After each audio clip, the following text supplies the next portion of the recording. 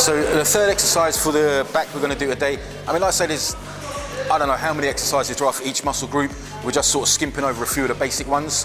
So this will be the third one. This is seated row, okay? You can use this with a long bar. You can use this with a narrow grip, a wide grip, a sort of medium grip. Most of the time for me, I tend to go narrow grip. Again, it's personal. It just goes with me. So we want to stretch that lat as much as possible to get as much stretch on this muscle as possible and use this muscle as opposed to the bicep. It's natural you're going to bring your bicep into the movement. You can't not, it's a pull-in movement.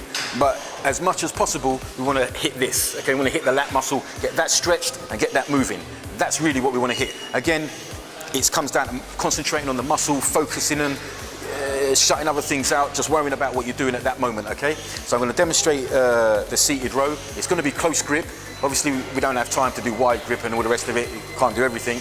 So I'm just going to do that now. So,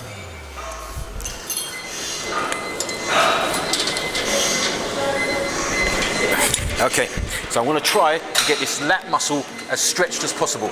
Okay, you want to lean forward and stretch this as much as possible and then pull it into the belly button. So from here, and squeeze into the belly button.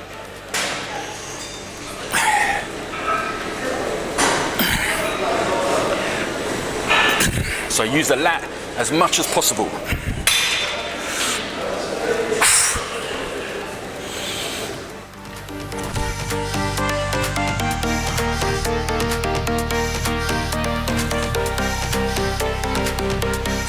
Okay, so when you see the breathe in, breathe out. Stretch that lat, pull it in. Try and pull it in nice and deep.